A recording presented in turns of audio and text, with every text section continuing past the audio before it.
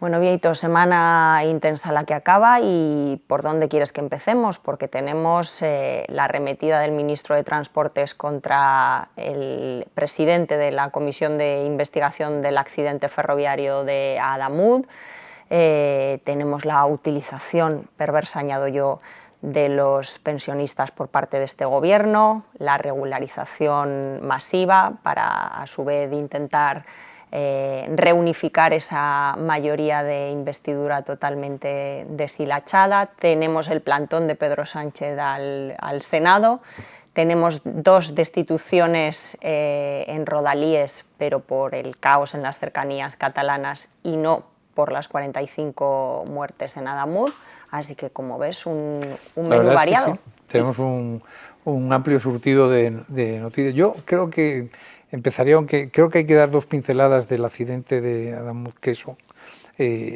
una, el hecho de que estén borrando en la página web del Ministerio de Transportes las últimas adjudicaciones en ese tramo, lo cual me parece muy inquietante y un rasgo de, vamos, es como el borrado de los WhatsApps del ex fiscal general, ¿no?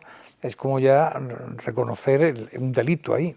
Por otro lado, el hecho de que el subdelegado del Gobierno de Córdoba le dijera a los policías que estaban en el partido del Córdoba que acudían a socorrer y ayudar a socorrer a las víctimas del accidente, que se diesen la vuelta. Y se dieron la vuelta porque, claro, era una orden de un superior. Me parecen dos canalladas que vienen a demostrar que efectivamente estamos obligados a fiscalizar el comportamiento de este gobierno con lo que ocurrió en este accidente ferroviario. Pero me gustaría hoy especialmente centrarme en la utilización perversa que este gobierno viene haciendo insistentemente de los pensionistas.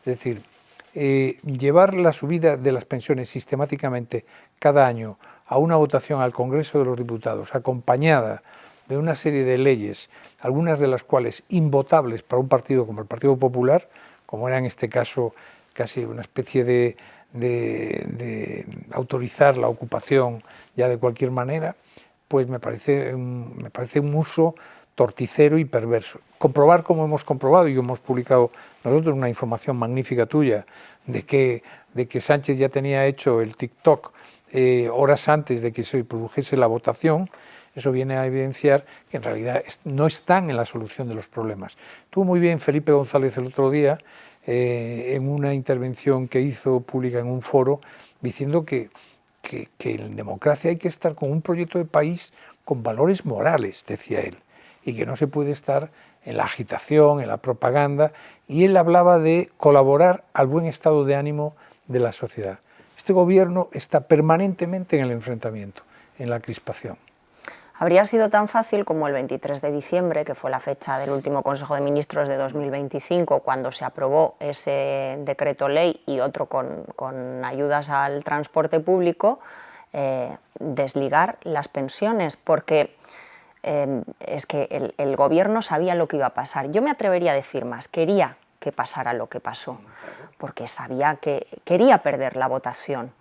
Y es más, añado otro dato, el gobierno retrasó la convalidación de este Real Decreto Ley todo lo que pudo legalmente para que la votación coincidiera con la campaña en Aragón, porque en Aragón hay 300.000 pensionistas a los que apeló la candidata socialista, a la que por cierto las encuestas no le van muy bien, Pilar Alegría, nada más acabó el pleno. El gobierno primero crea el problema y después lo va a resolver diciendo que es el gran salvador de las pensiones en este país. Y es que no hace falta, yo no vengo del futuro para adivinar esto, vengo del pasado, sí, porque es exactamente lo que pasó a principios del año pasado. Al final el gobierno llegó a un acuerdo con Junts, llevó las pensiones con alguna cosita más, y el decreto ley fue convalidado con el voto de Junts y con el voto también del Partido Popular. Pero yo creo que este año ya no les ha funcionado. No, porque ya visto a otro perro con ese hueso. Exactamente. Pero a mí me parece, Ana, muy perverso y que retrata mucho la personalidad de Sánchez y de su gobierno, porque están instalados, insisto, en ir siempre a la agitación. En lugar de solucionarle los problemas a los ciudadanos, a la agitación. Tendríamos mucho que hablar Yo estoy a punto de ser pensionista, o sea, a la vuelta de un tiempo, es decir, probablemente de los que estamos aquí soy el más cercano a ser pensionista. Y me gustaría cobrar mi pensión y que el sistema de pensiones sea absolutamente viable. Ahora, hay que plantearse seriamente el sistema de pensiones y no lo que ha hecho este gobierno, que ha hecho una huida hacia adelante, que curiosamente esa huida hacia adelante con el señor Escrivá, que ahora está en el Banco de España, puede hacer quebrar el sistema de pensiones. La clave del sistema de pensiones en España es hacerlo sostenible y no ir a una huida hacia adelante en la que hay unos cuantos que se están, en fin, beneficiándose de ese esquema y sin embargo hay un dudoso futuro para los que venimos detrás, ¿no? Lo que está haciendo este gobierno es más grave que todo eso, es un enfrentamiento generacional. También. Provocarlo y azuzarlo. A los jóvenes contra los mayores, insinuando que las pensiones de los mayores, que al final se comen una buena parte del gasto social de este país, son las culpables de que ellos no cobren el sueldo que deberían. Y eso es lo último, porque al final es un derecho. La gente, los pensionistas no cobran per se, cobran porque han cotizado, claro, porque han trabajado. Hablamos de pensiones contributivas y porque es un dinero que merecen y que les corresponde. No es ninguna limosna, ni de este ni de ningún otro gobierno. Pero el problema original de este decreto es que seguimos sin presupuestos. Si hubiéramos empezado el año 2026 con unos presupuestos nuevos, en vez de prorrogar por tercer año consecutivo los de 2023, esta subida de las pensiones, esta revalorización de las pensiones en general y subida de las mínimas, habría ido en las cuentas públicas, que es como tendría que ir, pero seguimos con un gobierno en abierta rebeldía constitucional, que empieza el año 2026 como terminó el 25, incumpliendo un mandato constitucional. El otro día le escuchaba yo en la cadena COPE a José Antonio Zarzalejos crear la figura de la autocracia constitucional. Y es que es cierto, bajo una apariencia de que tienes una constitución que te respalda, digamos, bajo la interpretación de un personaje tan inquietante como Conde Pumpido, estamos probablemente en el momento en que menos democrático es nuestro sistema.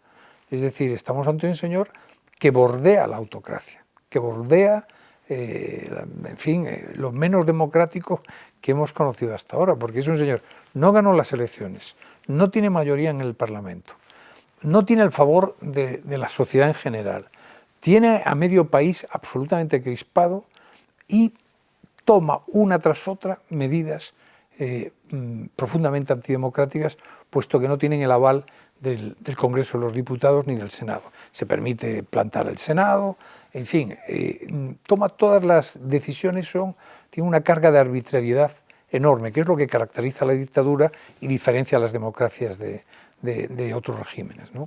Por tanto, a mí esa figura de la autocracia constitucional de la que hablaba Zarzalejos me gustó mucho. Tenemos un caso muy reciente del martes de esta semana que ahora termina, que es el famoso decreto de regularización de 500.000, que serán más finalmente, que incluye también a los menores de edad, de inmigrantes que llevan en España al menos 5 meses. Resulta que hay una iniciativa legislativa popular que ha sido apoyada por más de 700.000 personas, que está siendo tramitada en el Congreso, lo cual quiere decir que los grupos parlamentarios pueden hacer sus aportaciones, que hay un debate, y en un punto de la legislatura en que a Pedro Sánchez le interesa cambiar de marcha y dar un arreón, dice que ya no vale la tramitación parlamentaria, corta por lo sano y aprueba en el Consejo de Ministros un decreto que tiene rango del reglamento, que ni siquiera ley, que modifica sustancialmente la composición de este país, y todo ello hurtándole el debate al Congreso, que es donde reside la soberanía nacional y la voluntad de los españoles. Eso es lo que me parece más inquietante. Me parece inquietante la regularización, porque creo que merece... A mí me parece bien que incorporemos a mucha gente, y mucha gente que está trabajando, mucha gente que hace un servicio, que cotiza, otros que no cotizan y van a cotizar. Todo eso me parece bien. Es decir, yo en la idea global la acepto. Lo que no acepto es la fórmula, el camino, y después lo que no acepto es que sea de cualquier manera. Es decir, no es legalizar a todos. Hay que legalizar uno a uno y viendo si de verdad tenemos capacidad técnica desde las propias autoridades, desde la administración, desde el funcionariado del Estado, para ver uno a uno los casos de incorporación. Porque necesitamos más gente trabajando en España, es probable, tenemos la tasa de natalidad más baja de toda Europa, pero no vale todo el mundo.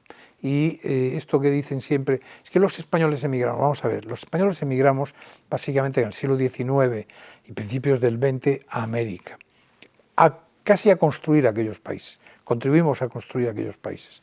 Y después emigramos a Europa, básicamente en las décadas de los 50 y de los 60. Cuando emigrábamos a Europa íbamos con nuestro contrato. Es decir, cuando salía un español a Europa, a Alemania, a Suiza, a Francia, llevaba su contratito. Es totalmente distinto a cómo está viniendo aquí en oleadas. Pero por otro lado, es que hay que insistir en que yo admito, faltaría más a todo el mundo, pero hay que reconocerlo y decirlo con toda claridad, que quien venga aquí, como decía Meloni, que acepte las condiciones, la cultura y las circunstancias de este país. Lo que no pueden venir es a imponer su cultura, sus valores y no adaptarse a nuestras leyes. Para mí eso es fundamental. Pasa que se nos agota el tiempo, no podemos seguir mucho más, pero es un tema que merecería la pena que abordásemos. Bueno, tendremos tiempo para seguirlo hablando en próximas citas. Me parece muy bien. De acuerdo.